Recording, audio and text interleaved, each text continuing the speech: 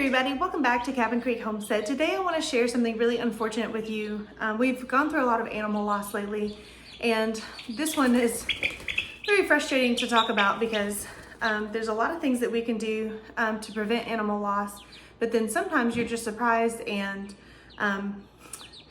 it just happens. So I have had the worst experience with raising chickens and then the best experience back to back, and I wanted to talk about it a little bit.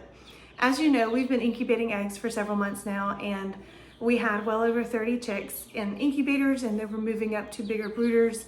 And because of a purchase that we made, we ended up losing all except for 4. So this is one of the only originals that I had from my first incubation that is left, and the other 20 something are all gone. And here's what happened.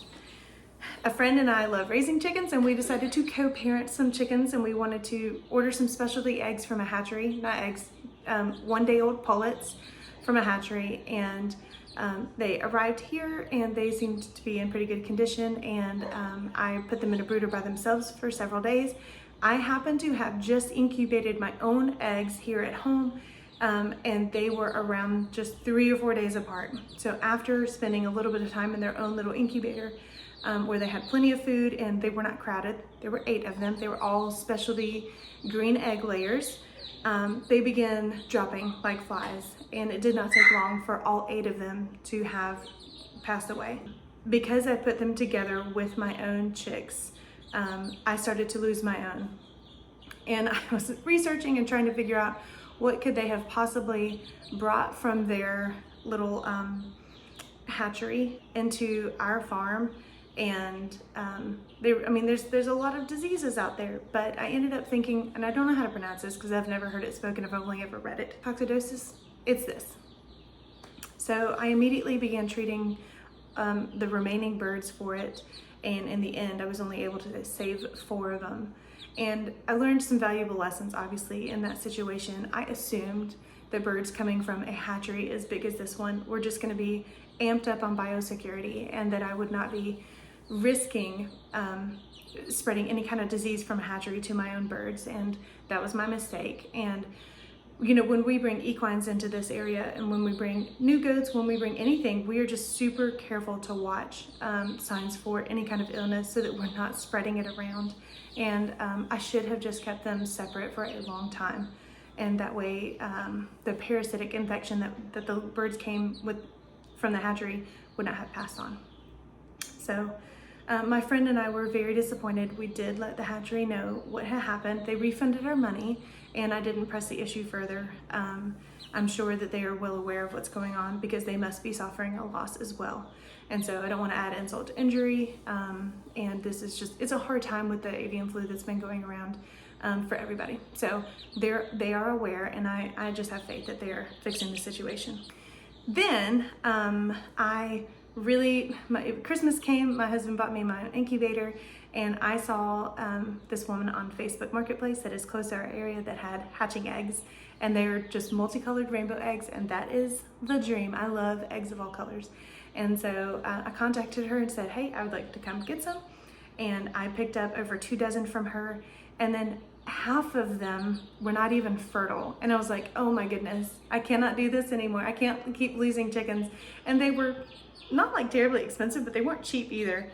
So I just contacted her, one, because I think people want to know their fertility rates. If your rooster isn't doing their job, everybody wants to know. But also, I was kind of hoping that I could get some more eggs. And she responded with such graciousness. And she said, listen, I'm glad that you told me because I can't fix a problem I don't know about. So she said, I have 12 more set aside for you. And then in the spring, we'll have this and this and this. And even the first time that we bought eggs, she put in 4 rare breed eggs just for fun, just for me, for free. And so I'm vacillating between like this major loss. That was so many chickens to lose. It takes a lot of effort to incubate eggs, and the brooding period, putting them in a brooder box is just a lot of work. It's a lot to clean.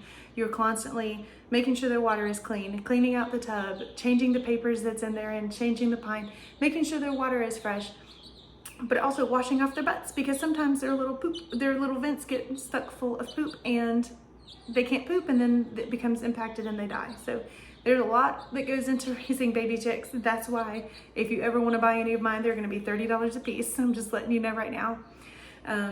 Anyhow, we are no strangers to loss. We have lost a lot on this farm, and part of that comes with being a rescue farm. You get animals that were already on their way out, and you're just trying to give them the best possible end of life that you can. But with chickens that you're raising that are kind of like a high quality egg or a high quality, very expensive, we spent $80 on those eggs from that, on those baby chicks from that hatchery. So I kind of had higher expectations, but there are some animals that are just fragile. And so this is one of them. So I'm going to be definitely doing things a little bit differently. If I ever bring in other chickens into our farm, there's going to be a huge incubation period, quarantine period, I mean. And yeah, so this, you guys took time to suggest names, and this is one of the few that is left from that batch, and I love her. She's so calm and sweet. I can't wait to see what she looks like. She may be a frizzle because I see a lot of fuzzy feathers back here. Let me see if the camera, there we go. We did just hatch out 13 little babies on Christmas Eve, and all 13 are still doing really well. So hopefully we will continue to just have good hatches from here on out, and we won't experience such a major and devastating loss again. Just wanted to update you guys and show you the good, the bad, and the ugly. It all comes with farming, and it's the way it is, and it's very hard. But life goes on. We evolve, we learn better so that we can do better. That's all for today's video, and I'll see you guys next time. Bye.